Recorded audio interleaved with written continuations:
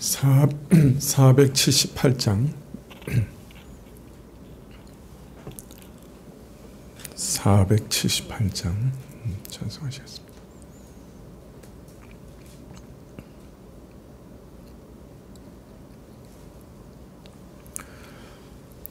주 날개 밑 내가 평안이시네. 밤빛보 비바람 불어쳐도 아버지께서 날 지키시리니 거기서 평안이시리로다. 주 날개 밑 즐거워라. 그 사랑 끈을 잔위뇨.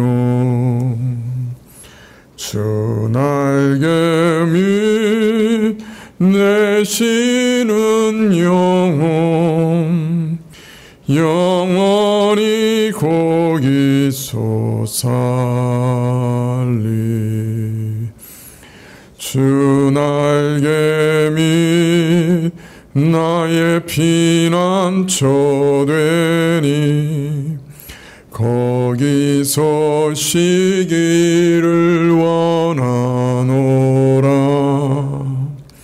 세상이 나를 못 위로해 주나 거기서 평화를 누리리라. 주 날개 밑 즐거워라. 그 사랑 끈을 잔위뇨. 주 날개 밑 내쉬는 영혼 영원히 거기서 살리. 주 날개 밑 참된 기쁨이 있네.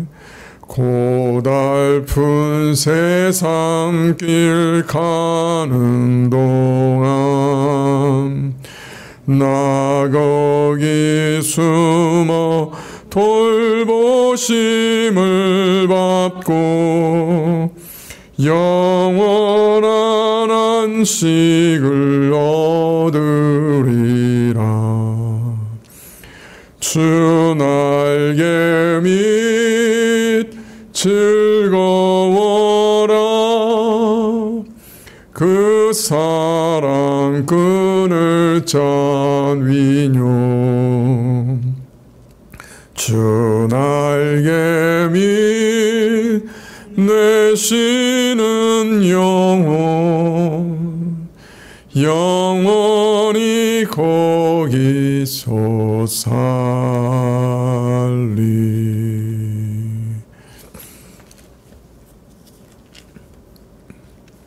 예, 94장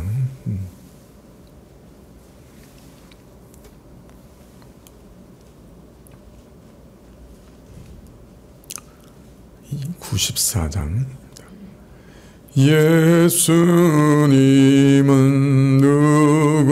누구신가. 우는 자의 위로와 없는 자의 풍성이며 천한 자의 높음과 잡힌 자의 노임되고 우리 기쁨 되시네. 예수님은 누구신가. 약한 자의 강함과 눈먼 자의 빛이시며 병든 자의 고침과 죽은 자의 부활되고 우리 생명 되시네. 예수님은 누구신가? 추한 자의 정함과 죽을 자의 생명이며 죄인들의 중보와 멸망자의 구원되고 우리 평화 되시네. 예수님은 누구신가? 온 교회의 머리와 만국인의 구주시며 모든 왕의 왕이요 심판하실 주님 되고 우리 영광 되시네. 예, 기도드리시겠습니다.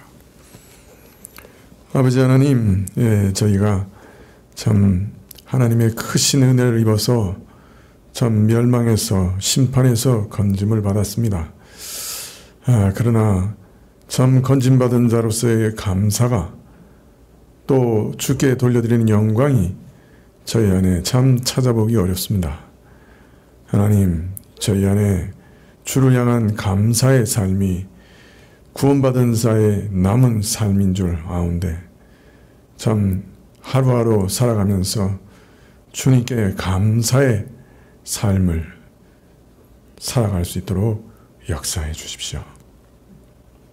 저희가 늘 모든 일에 감사할 뿐 아니라 저희 삶의 동기가 주를 향한 감사가 되게 하시고 우리에게 주시는 은혜에 대한 감사가 되게 해주시고 무슨 일을 할지라도 참으로 감사함으로 할 수 있도록 역사해 주시기를 원합니다. 주님, 저에게 참 수련을 통해서 귀한 은혜를 주셨는데 그 은혜를 쉬이 떠나보내지 않도록 도와주시기를 원하고 좀 저희 안에 말씀하신 것들을 늘 마음에 품고 살아갈 수 있도록 도와주시고 깨어 있을 수 있게 해주시며 참으로 저희가 항상 주변에 있는 사람들에 대해서도 관심 가질 수 있도록 역사해 주시기를 간절히 기도드립니다. 아버지 하나님, 병약한 자들을 주님께서 치료해 주시기를 간절히 구하고 주님, 참 오랫동안 좀 서로 풀지 못하고 참 묶여있는 많은 묶임들 주님께서 풀어주시기를 구하고 아버지 하나님 온전히 자유케 해주시기를 구하고 저희 영혼이 묶어있는 죄와 습관적인 모든 악들 주님께서 참 이제는 풀어주시기를 구하고 오늘도 말씀 주시기를 구할 때 예수님의 이름으로 기도합나이다. 아멘. 말씀은 예레미야서 20장 7절부터 마지막 절까지 말씀입니다. 예레미야서 20장 7절부터 마지막 절까지 한 절씩 교독하시죠. 예레미야서 20장 7절부터 구약 1082쪽인데요. 예레미야서 20장 7절부터입니다. 여호와여, 주께서 나를 권유하심으로 내가 그 권유를 받아 싸우며 주께서 나보다 강하사 이기셨으므로 내가 조롱거리가 되니 사람마다 종일토록 나를 조롱하나이다.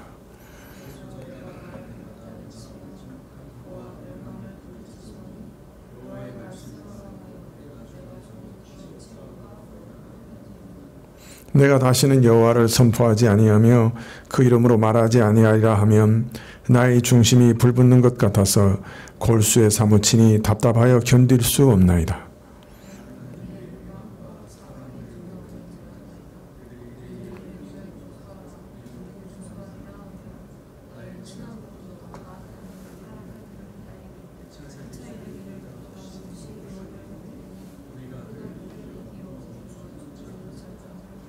그러나 여호와는 두려운 용사 같으시며 나와 함께 하시는 고로 나를 박해하는 자가 넘어지고 이기지 못할 것이며 그들은 지혜롭게 행치 못함으로 큰 수욕을 당하리오니 그 수욕은 영영이 잊지 못할 것이니이다.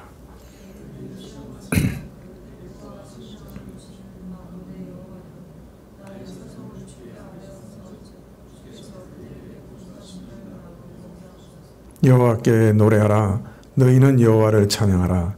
가난한 자의 생명을 행악자의 손에서 구원하셨음이니라.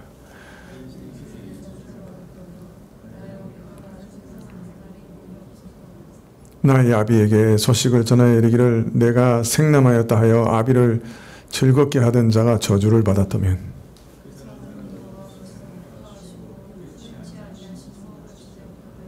그로 아침에는 부르짖는 소리 낮에는 떠드는 소리를 듣게 하였다면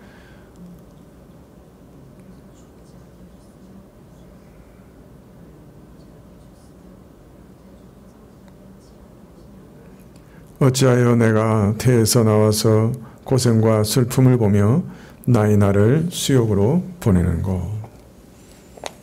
오늘 말씀 배경을 조금 살펴보면 예레미야서 17장에서 예레미야 선지자는 참 하나님께서 우리 마음속 가장 깊은 곳까지 살피시는 분이시다 이렇게 고백합니다. 그러면서 그런데 우리 마음은 만물보다 부패하고 거짓되다 그렇게 탄식하죠.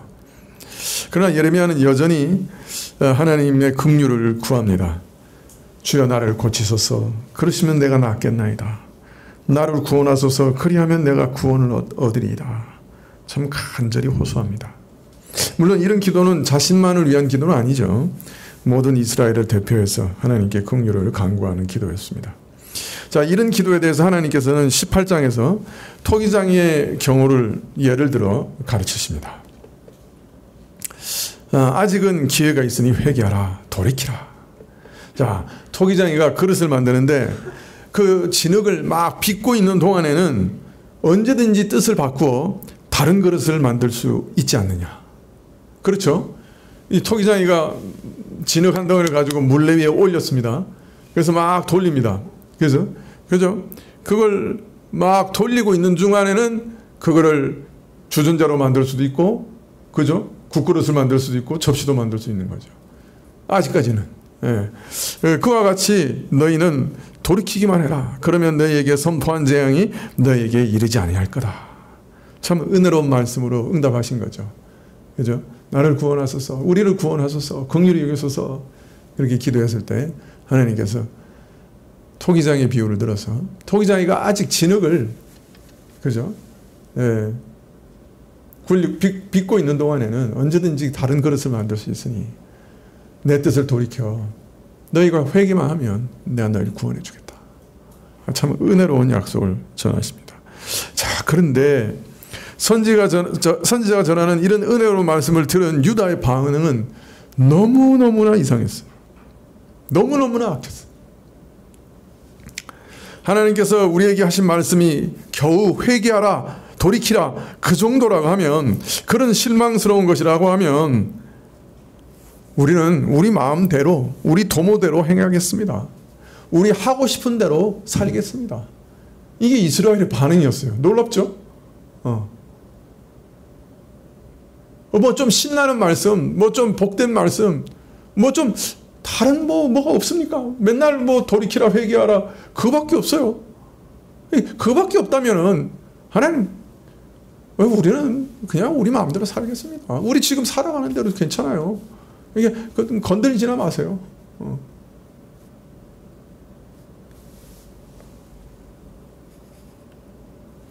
거기에다 이 하나님의 말씀을 전하는 예레미야에 대해서는 어떻게 생각하고 말하느냐.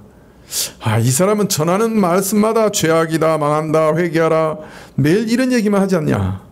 자, 그러니까 우리가 그를 좀 치자. 예레미야가 없으면 하나님 말씀 못 듣냐? 우리에게 율법을 가르쳐주는 제사장들이 있지 않느냐? 예레미야가 없으면 우리가 전쟁 못하냐? 이 사회가 지탱이 안 되냐? 우리한테 지혜로운 사람들이 수도 없이 많고 우리가 행할 길을 잘 가르칠 만한 지혜로운 자가 얼마나 많은데 예레미야만 선지자냐? 우리가 듣고 싶은 말, 우리에게 소망이 되고 좀 용기를 불러일으키고 좀 그런 말 하는 선지자들 얼마나 많이 있느냐? 저거 없애버리자. 이런 유다의 모습을 보고 선지자는 절망해서 부르짖습니다. 그 악을 사하지 마시며 그들로 주의 앞에서 넘어지게 하소서. 이 말은 이 유다 백성들의 그 악함 때문에 하나님께서 형벌 내리시는 것이 마땅하다 하는 것을 시인하는 참 울부짖음이었습니다. 하나님께서 그토록 사랑하셔서 선택하시고 참 그의 나라로 삼으시고 수많은 은혜와 축복을 베푸시고 선지자들을 보내시고 성전을 그 가운데 세우신 하나님께서 이제 와서 이스라엘을 멸하여 없애겠다고 하시는 그 이해할 수 없는 하나님의 결정이 내가 겪어보니 이제 이해할 수 있겠습니다.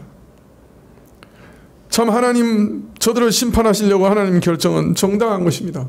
하나님 이제 심판하십시오. 그렇게 기도하고 있는 거예요. 또 이 기도는 참 이제는 유다가 멸망을 피할 수 없겠구나. 이제는 남은 것이 혹독한 재앙밖에 없구나 하는 체념과 절망에 비통한 기도이기도 합니다. 하나님 이제는 심판밖에 남은 게 없네요. 정말 그렇게 하십시오. 이런 유다를 향해 19장에 하나님께서는 두 번째 토기장의 비유를 말씀하십니다. 참 첫 번째 토기장의 비유는 참 너무나 은혜로운 말씀이었죠. 진흙을 다 빚기 전에는 언제든지 그런 모양을 바꿀 수 있으니 너희가 회개만 하면, 돌이키기만 하면 내가 너희를 구원해 주겠다. 근데 두 번째 토기장의 비유는 아주 절망적인 말씀이죠. 예레미야에게 백성들의 장로들과 제사장들과 어른들을 대동하고 흰놈의 아들 골짜기로 가라. 이 흰놈의 아들 골짜기가 어떤 곳이에요? 자기 아들들을 불태워 우상에게 제물로 드렸던 그거예요. 거기에요. 바로 그 가장 극심한 참 죄악의 현장에 데리고 가서, 범죄 현장에 데리고 가서 토기장에게 산 오지병을 깨트리고 말하라. 그렇게 말씀하십니다. 토기장이가 흙을 빚은 동안에는 얼마든지 다른 걸 만들 수 있지만 다 빚은 다음에 그거를 불가마니에 넣고 불에 굽고 말리고 불 가운데 구워서 단단해진 그릇은 이제는 바꿀 수가 없어요. 더욱이 그 그릇을 깨지면 다시 붙일 도리가 없습니다. 예레미야는 실물 교육이죠. 오리병을 확 깨버린 다음에 다시 이제 이스라엘은 돌이킬 길이 없다. 멸망은 확정됐다. 너희 소망은 이제 사라졌다. 좀 무서운 예언을 합니다. 근데 20장에 보면 이제 오늘 우리가 읽은 말씀 바로 앞부분이죠. 당시에 성전의 유사장, 이 사람은 유사장이라는 말은 성전의 뭐라 그럴까요? 네, 최고 지도자예요. 그러니까 성전 관리자라고 할 수 있습니다. 당시에 성전 관리자고 거기다 제사장이에요, 이 사람. 성전 관리자니까 당연히 제사장이죠. 제사장이에요. 그런데 또한 선지자이기도 했어요. 자, 이 사람이 예레미야가 백성들의 지도자들을 데리고 흰놈의 아들 골짜기로 가서 오지병을 깨트리고 이제 유다에게 소망이 없다. 유다 이제 반드시 망한다 하는 예언을 했다는 소식을 듣고 아주 붕괴합니다.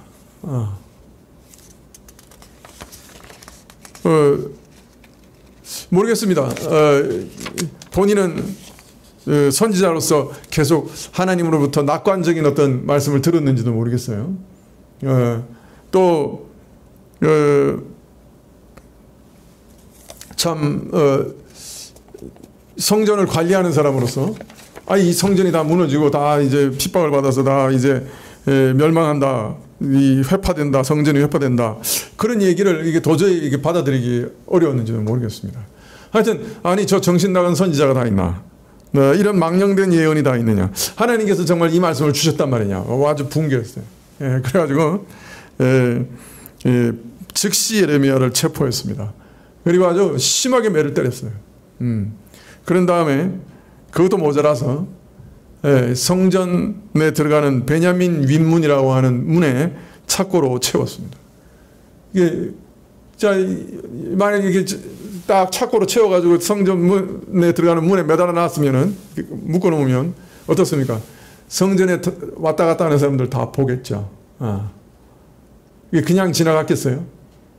그죠? 욕하고 침 뱉고 그러면서 지나갔겠죠. 시컨 때려가지고 막 피투성이가 됐는지도 모르죠. 자, 이렇게 이상한 예언하는 놈은 이렇게 형벌을 받는 줄 아니? 너희 조심해라. 본보기로 딱 세우는 거예요.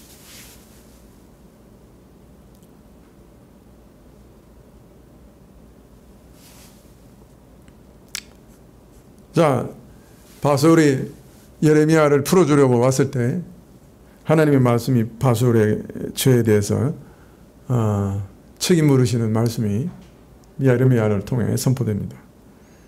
여호와께서 내 이름을 마골 미사빕이라고 계명하시니라. 바솔이 아니라 이제는 마골 미사빕이 네 이름이다, 이렇게 얘기하십니다.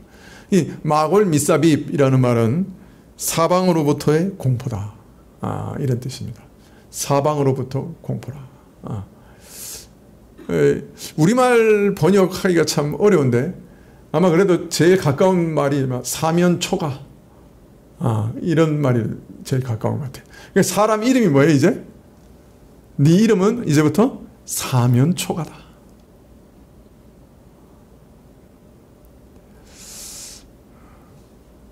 어떤 때 보면 하나님께서 약간 유머 감각이 뛰어나신 분이 아닌가. 근데 이건 뭐 웃을 일은 아닌데 정말 무서운 이름인데, 그런데 하여튼 이름이 하여튼 사면초가예요.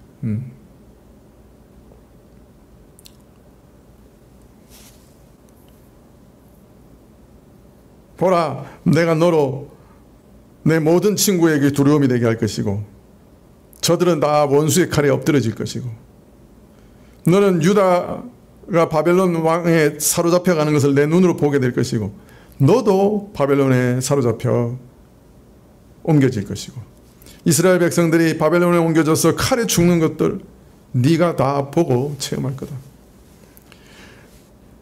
너의 예언을 좋아하고 옳다하며 함께 따랐던 자들은 대적의 칼에 살육을 당할 것이고 네 눈은 직접 그걸 지켜볼 거다. 온 유다가 포로로 잡혀가서 바벨론을 끌려가는 것, 그 바벨론을 끌려가는 길의 참상, 그리고 그곳에 가서도 살육을 당하는 것 네가 눈으로 다 보게 될 거다. 여러분, 어느 게 좋아요? 포로로 끌려가기 전에 그냥 칼에 맞아 죽는 게 나아요? 아니면은 이 코나 견갑골에 철사가 꿰 뚫려가지고 생선 꿰가지고 끌려가듯이 발에는 쇠사슬에 묶이고 손은 그저 앞으로 묶인 다음에 쇠사슬이 아니라 철사로 꿰뚫었어요. 그 부조를 보면 꿰뚫어가지고 그걸 끌고 왔단 말이에요. 1000km도 넘는 사막길을 걸어가면서 채찍이 맞으면서 발로 차면서 끌려갔겠죠. 귀하게 자랐던 사람들, 귀족들 다 그 모양 그 꼴이 되고 여자들은 농락을 당하고 자기들 보는 눈앞에서. 그래서 끌려가서 거기 가서 노예처럼 생활하면서 조금만 잘못하면 그냥 목이 달아나고 그런 삶을 사는 게 좋아요. 그냥 예루살렘이 무너질 때 그냥 거기서 그냥 칼 맞아 죽는 게 나아요. 둘 다 안 좋죠. 그러나 사실 둘 중에 하나 고르라 그러면 당장 죽는 게 차라리 나을지도 몰라.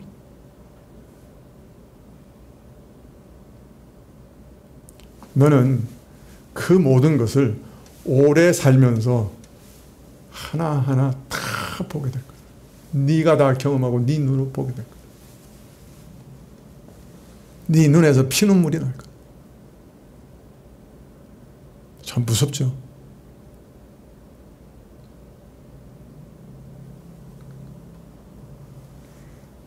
누구보다 오랫동안 참혹하게 포로 생활을 경험하다가 거기서 죽어 묻힐 거다.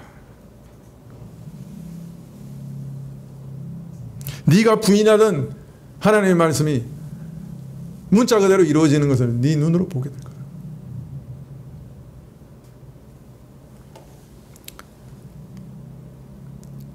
예. 자, 이게 이스라엘의 그 당시 모습이고, 이스라엘을 대표하는 선지자의 모습이고, 제사장의 모습이고, 이것이 이스라엘의 큰 흐름이었어요. 오늘 말씀은 참 이런 지경에 이른, 참 눈은 떴지만 보이지 않는 이스라엘의 모습을 보면서 하나님께서 눈뜨게 해주신 참된 선지자가 느끼는 절망과 고통과 슬픔을 기록하고 있습니다. 다른 사람 다 안 보여요. 하나님의 선지자와 제사장인데 이렇게 안 보이는 거예요. 하나님이 보여주신 예레미야는 하나님 말씀을 선포하는데 바수을 이 사람은 하나도 안 보여요.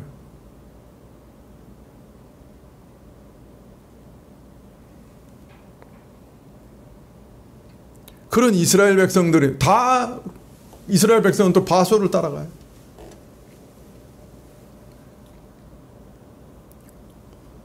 아무리 회개하라고 외쳐도 하나님 말씀에 관심이 없고 안중에 두지도 않아요. 우리 뜻대로 살겠습니다. 내버려 두세요. 심지어는 돌이키라고 하는 선지자를 잡아 죽이려고 착고에 채워서 때리고 조롱하고 침뱉고 욕하고.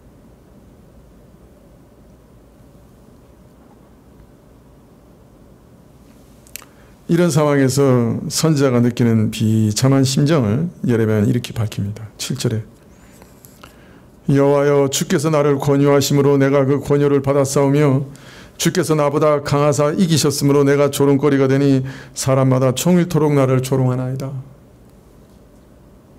여기 우리말로는 주께서 권유하셨으므로 이렇게 되어 있습니다만은 실제로는 이 말 굉장히 강한 뜻이에요. 좀 번역하기가 좀 그런 정도로 강한 뜻이에요.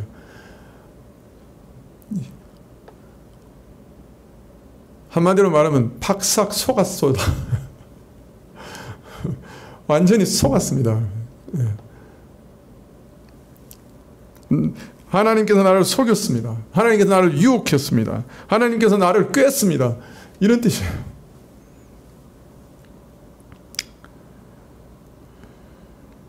하나님이 나를 유혹해서 꼬아서 결국 이 지경에 이르게 하셨습니다. 그렇게 말하고 있는 거예요. 처음 하나님께서 예레미야를 불러 선지자로 세우려 하실 때 예레미야 나는 말을 못하는 아이입니다. 어떻게 이런 중한 일을 할 수 있겠습니까? 저는 감당 못해요. 라고 하나님께 말했습니다. 그러자 하나님께서는 이러한 예레미야에게 약속해 주셨죠. 야, 너 아이라고 하지 말고 내가 너를 누구에게 보내든지 너는 가고 내가 너에게 무엇을 명하든지 너는 말해라. 너는 저들을 두려워하지 마라. 내가 너와 함께하고 너를 항상 구원해 주겠다. 이렇게 약속해 주셨어요. 그리고 손을 내밀어 그 입에 대시면서 보라 내가 내 말을 내 입에 두었노라. 내가 오늘날 너를 열방 만국 위에 세우고 너로 뽑으며 파괴하며 파멸하며 무너뜨리며 또한 건설하는 자로 세우노라. 이런 말씀이 어디 있어요? 참 너무나 어려운 시기에 마지막 망해가는 나라 그 참 중차대하고 어려운 시기에 선지자로 부르시니까 도저히 감당할 수 없다고 자신 없다고 거절하는 예레미야를 하나님께서 이렇게 약속하시고 이렇게 용기를 주시고 끌어들이셨어요.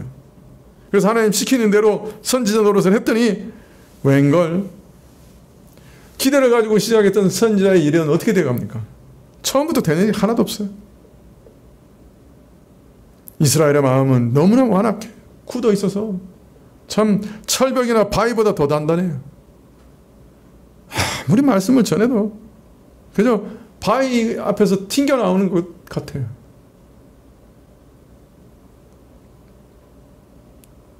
아무리 그들의 죄악을 지적하고 또 하나님의 은혜를 말하도 그냥 문자 그대로 계란으로 바위치기라.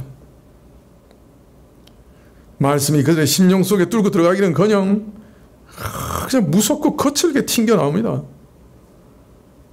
그리고 그것이 그냥 악독과 모함과 위협으로 선지자에게도 막 쏟아지는 거예요. 하나님 말씀조차 우습게 얘기하는데 뭐 선지자야 두말하면 잔소리죠. 뭐. 그죠? 잡아 죽이려고.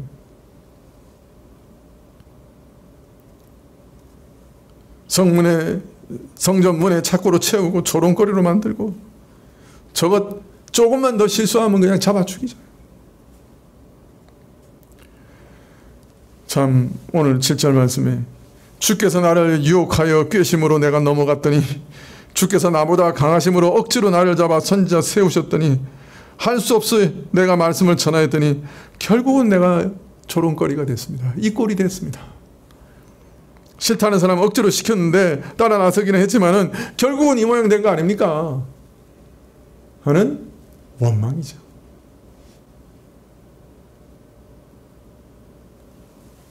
(8절에) 대저 내가 말할 때마다 외치며 강포와 멸망을 부르짖사오니 여호와의 말씀으로 하여 내가 종일토록 치욕과 모욕거리가 됨이니이다. 내가 하나님 말씀을 전할 때마다 파멸과 멸망을 외치니 내가 하나님 말씀을 받아 전함으로써 결국 내게 돌아온 것은 종일토록 치욕과 모욕뿐이다. 푸념합니다. 9절에 내가 다시는 여호와를 선포하지 아니하며 그 이름으로 말하지 아니하리라 하면 나의 중심이 불붙는 것 같아서 골수에 사무치니 답답하여 견딜 수 없나이다. 이제는 내가 그만두리라. 때려치리라. 내가 선포 안 하겠다. 하나님 이름으로 다시는 말씀 안 한다. 결심해도 편하지 않는 거 매한가지예요. 중심에서 불 붙는 것 같아요. 하나님 말씀을 전하지 않으면 막 중심에서 불이 붙는 것 같아요. 저거 놔두면 저거 다 망해 죽는데 어떻게 저거 안전하냐. 저거 놔두면 다 지옥 가는데 어떻게 안전하냐. 마음에서 불이 붙는 것 같아요. 답답해서 견딜 수가 없어요. 10절에 나는 무리의 비방과 사방의 두려움을 들었나이다. 그들이 이르기를 고소하라 우리도 고소하리라 하오며 나의 친한 벗도 다 나의 타락하기를 기다리며 피차 이르기를 그가 혹시 유혹을 받으리니 우리가 그를 이기어 우리 원수를 갚자 하나이다.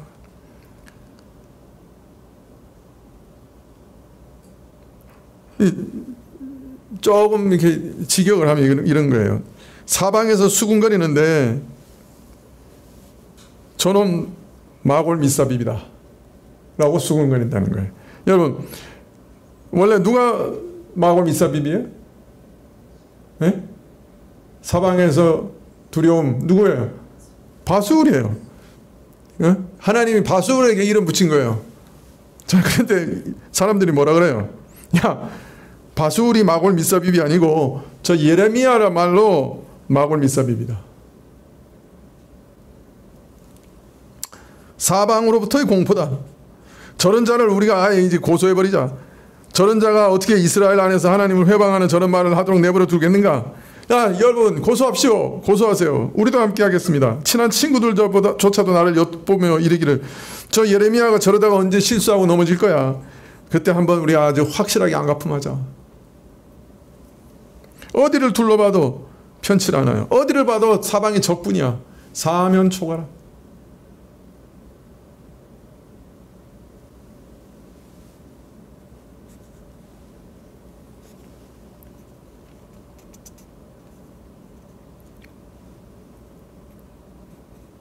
그런데 또 갑자기 예레미야가 이렇게 한탄하다가 용기를 확 내요. 또 원망하고 내가 하나님 유혹에 넘어가서 이 꼴이 됐습니다.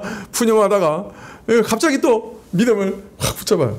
11절에 그러나 여호와는 두려운 용사 같으시며 나와 함께 하시는 고로 나를 박해하는 자가 넘어지고 이기지 못할 것이며 그들은 지혜롭게 행치 못함으로 큰 수욕을 당하노니 그 수욕은 영영이 잊지 못할 것이니이다. 12절에 의인을 시험하사 그 폐부와 심장을 보시는 만군의 여호와 나의 사정을 주께 아뢰었사온즉 주께서 그들에게 보수하심을 나로 보게 하옵소서. 여호와는 오직 두려운 용사 같으시고 나와 함께 하시는 분이시니 나를 박해하는 사람들이 힘도 쓰지 못하고 쓰러질 것이요 이처럼 저들은 실패해서 영영이 잊지 못할 수치를 당할 것이니 나는 하나님을 의지하며 또 의인을 시험하사 그 심장과 폐부까지 깃들어 보시는 하나님께 나의 사정을 아뢰을 뿐이라. 오, 멋있어요.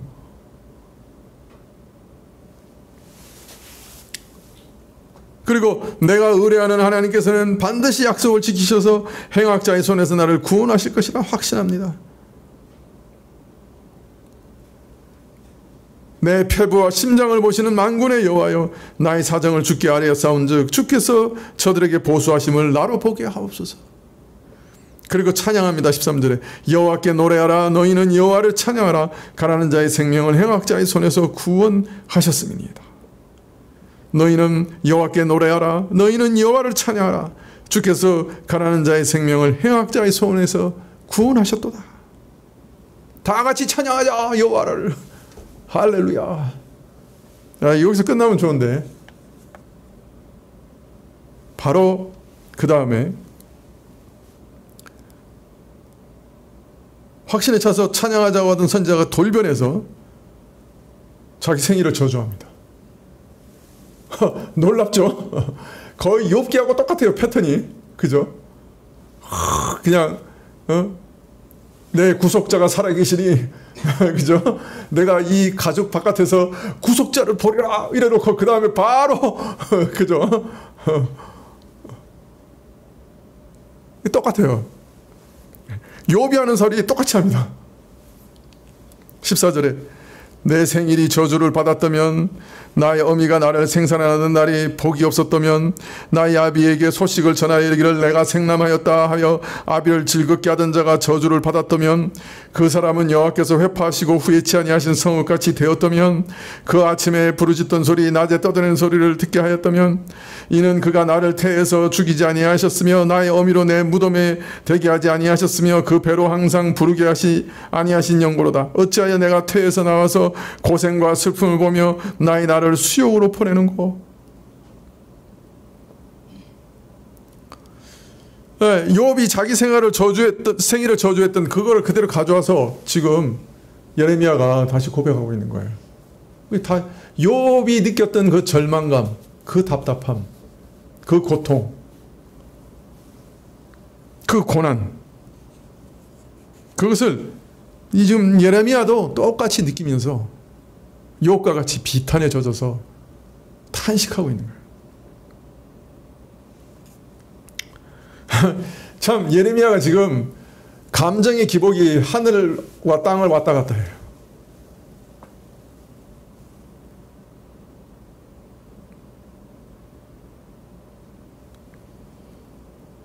너무 심해가지고 종잡을 수가 없어요.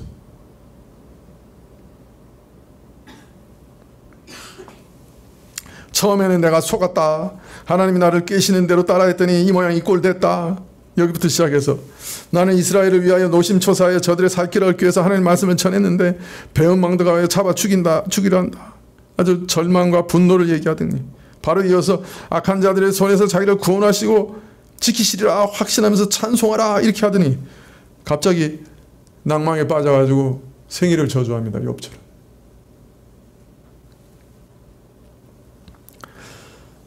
네, 왜 이렇게 기복이 심해요? 그가 처한 상황이나 심정이 단순하지 않기 때문에 매우 복잡하기 때문에 그렇지요.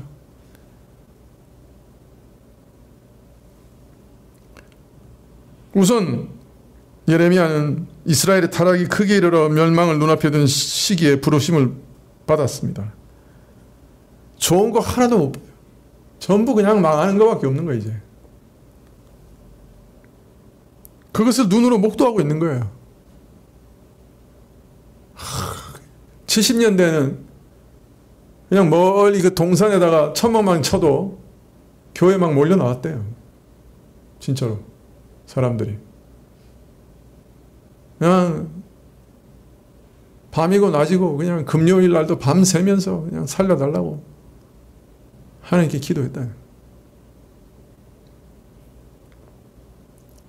지금은 막 여의도 순복음교회같이 저렇게 크고 옆에 그냥 빌딩들 있는 거기도 자꾸 자리가 비어가고 사람들 빠져나가고 그거 보고 있는 거예요. 좀 어디까지 빌지.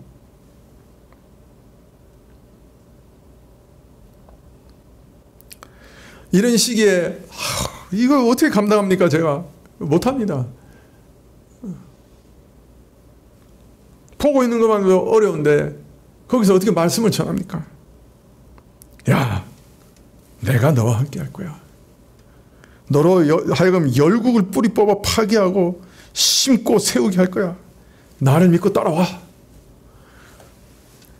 그 말씀 의지해서 하나님 말씀 열심히 전했는데 그 결과는 아주 참담합니다. 씨가 먹히지 않습니다. 나무 몽둥이로 바위를 쳐봤자 몽둥이만 튀겨나오고 부서지죠. 선지자가 전한 하나님의 말씀은 백성들의 더 악한 반발만 불어일으킵니다. 효과가 없는 게 아니라 아주 악한 반발만 불러일으키고 있어요. 저들이 얼마나 악한지 그것만 들추어서 보이고 있는 거예요.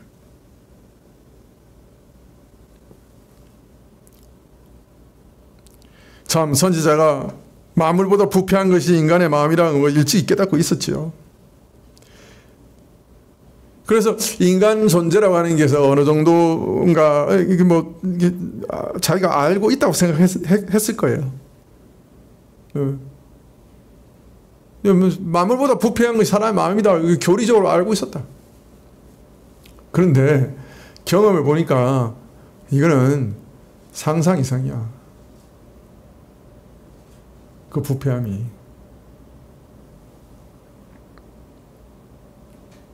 상상을 초월하는 거예요. 죽지 말고 회개하고 돌이키라 하고 간곡하게 하는 말씀을 하는데 코웃음 치는 거예요. 차라리 우리 마음대로 살다가 망하든지 죽든지 하겠습니까? 하겠습니다. 내 지옥 가죠 뭐. 이러고 달라드는 거예요.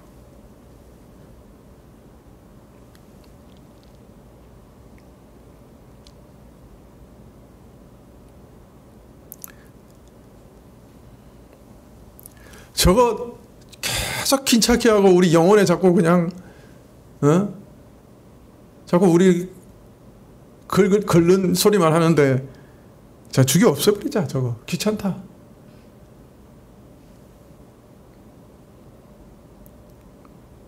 우선 본때로 좀 보이자. 다시 입 뻥끗하지 못하도록 시큰 두들겨 패고 조리돌림하고 아주 그냥 창피 있는 거 없는 거 다 보이고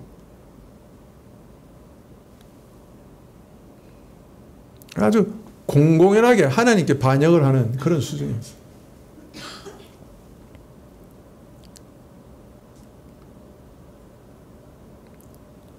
참 이러한 상황에서 예레미야는 계속해서 회개하라고 외치고 하나님께 안타까이 부르짖어 참 살려주십시오. 살려주십시오. 기도하고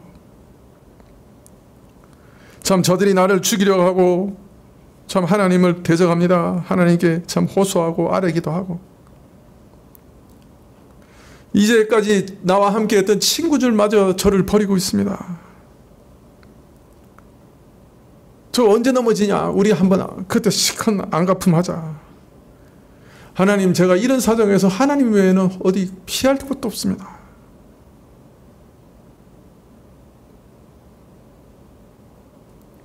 또 그래서 다시 이전에 하나님 약속하셨던 그 약속들을 기억하면서 기도 가운데 참 내가 너와 함께하리라 너를 지키리라 그 약속하셨던 하나님이시니 그렇게 하실 줄 믿습니다. 여호와를 찬양하라 이러고 또 하나님께 찬양하기도 하다가 그러다가 또 현실을 바라보니까 너무너무 비참해요. 그래서 생일을 저주하는 거예요. 왜 그랬습니까? 나를 핍박하는 자들이 하나님의 심판으로 망한들 무슨 기쁨이 되겠어요? 무슨 위로가 되겠어요? 아, 저들은 나를 죽이려고 하고 모독하고 침뱉고 저 입 좀 닫게 하자. 저거 언제 쓰러지냐? 언제 죽냐? 친구들마저도 저거 한번 우리가 안갚으면 좀 해주자. 그렇게 하지만은 그래 그 사람들이 다 누구요? 내 친구고 내 백성이. 저들이 망한다고 내가 기쁘겠냐?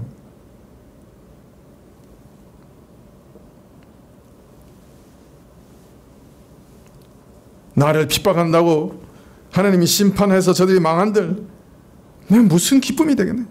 무슨 위로가 되겠네? 저들 다 하나님 백성이고 내 형제고 교인들인데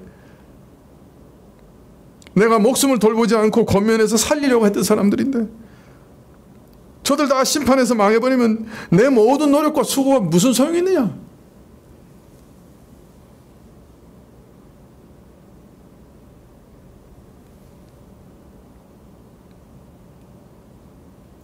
부모가 이런 마음이죠. 부모가 자식 아무리 타일리고 또 타일리고 그래도 안 듣으면 어떻습니까? 막 노엽죠. 그래가지고 어떤 때는 야 나가 꼴도 보기 싫어. 안 그러면 호적 파. 뭐 이런 소리까지도 하죠. 그죠? 근데 그렇게 노엽더라도 그렇게 화가 나더라도 가만히 생각해보면 저놈이 내 말 안 듣고 저렇게 불행해지면 저 앞으로 어떻게 사나?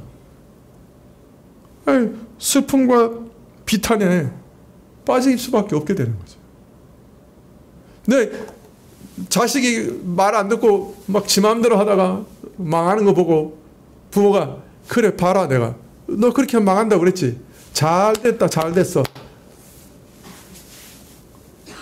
혹 그렇게 말은 해도 그 속에는 피눈물이 흘러요. 그렇지 않습니까?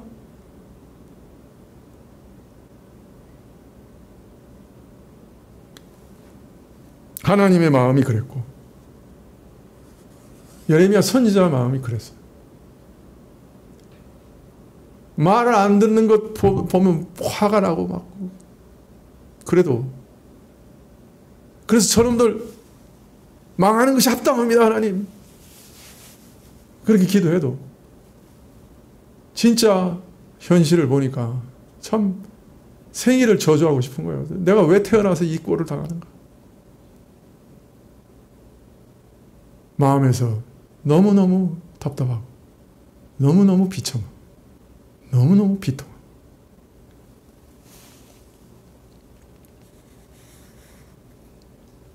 내 자식이 망하는데 내가 무슨 기쁨이 있겠나 하는 그 부모의 심정이 여기서 드러나고 있는 거죠.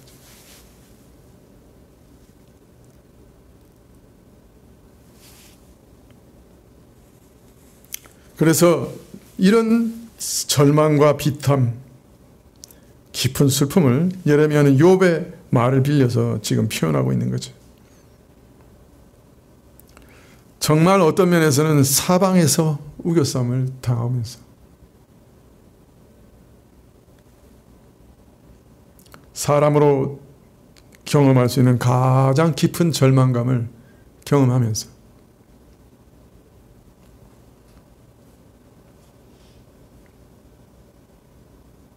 만물보다 부패한 사람의 마음에서 쏟아지는 온갖 악과 거짓을 절절히 체험하면서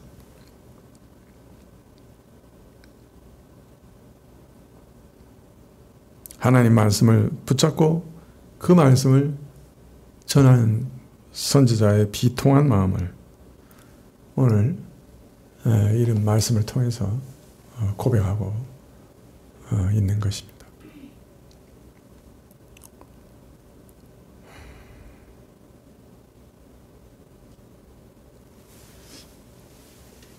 아마 목회자들이 추세가 계속 이런 추세로 나간다고 하면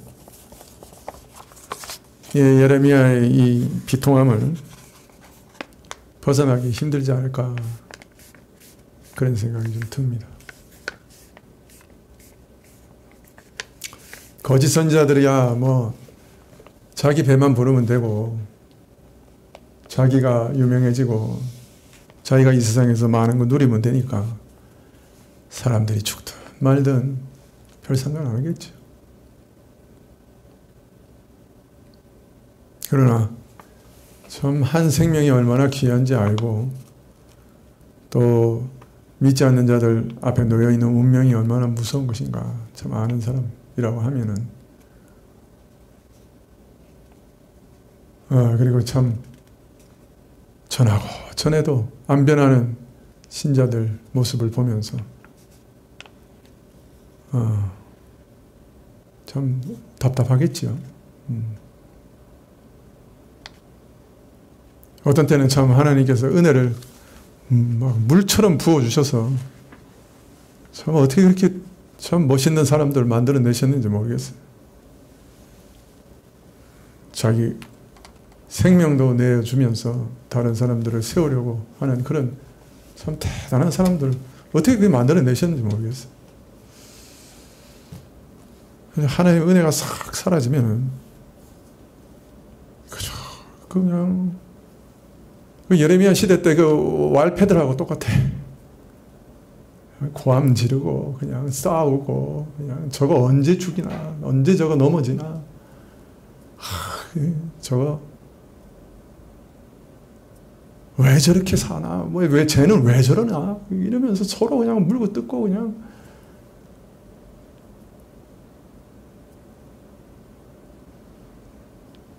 목사님 쟤 좀 어떻게 좀 처리 좀 해보세요. 저 왜 저러는지 모르겠어요.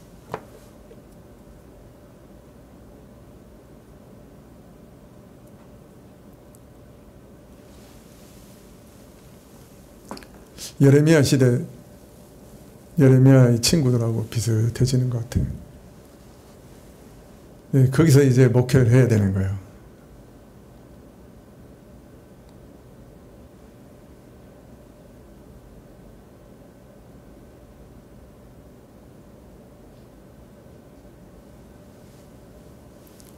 강도사님이 불쌍하게 보여요. 이상하게. 예.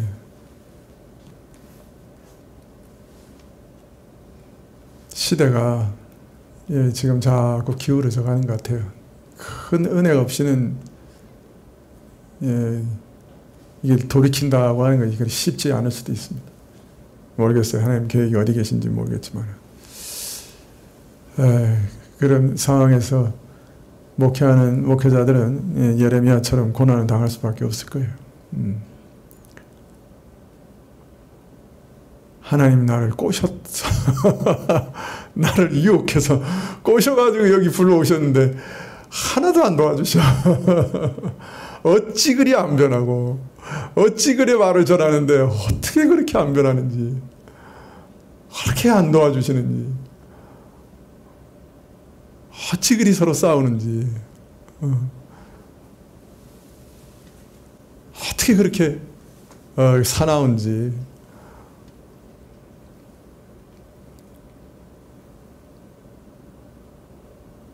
바위를 나무 몽둥이로 때리는 것처럼 튀겨나오고 또 튀겨나오고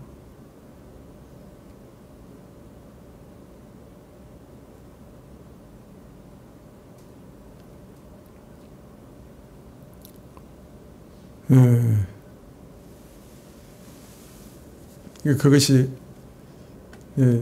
목회자의 어떤 근본적인 부르심이 아닌가 생각이 듭니다. 뭐 예레미야 시대만 그랬겠어요. 부흥의 시대에도 뭐 어려움은 또 마찬가지로 있었겠죠. 부르셨다 하면 그걸 각오해야 되는 일이라. 근데 쉽진 않죠. 예레미야가 보세요. 이 선지자인데 이 감정의 기복이 거의 초신자하고 비슷해요. 그냥. 그 감정의 기복 속에서 주를 의지하고 자기 자신을 잘 컨트롤할 수 있도록 또 신자들은 신자들대로 또 목회자들은 또 목회자들대로 늘 기도하셔야죠.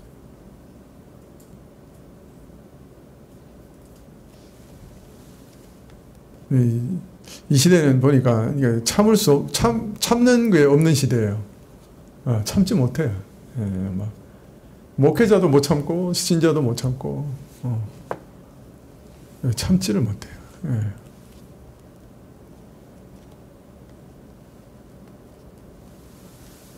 그래도 혹시라도 목회자에게 먼저 뭔가를 눈을 띄어서 보여주셨다고 하면 아직 못 보는 사람들을 위해서 정말 눈물로 기도하고 보여주실 때까지 전하는 수밖에 없겠죠. 기도하시겠습니다.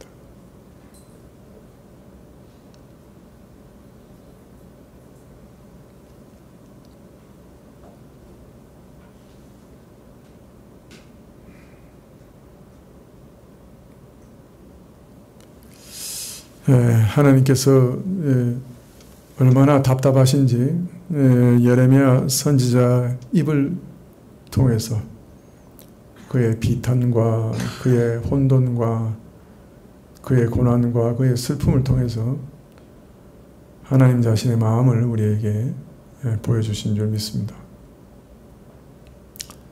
하나님께서 저희 자신을 보실 때 저 얼마나 답답하고 얼마나 고통스럽고 얼마나 참 비탄에 젖을 만큼 힘들어 하시는지 저희가 예레미야 선지자를 통해 오히려 또한 배우게 됩니다.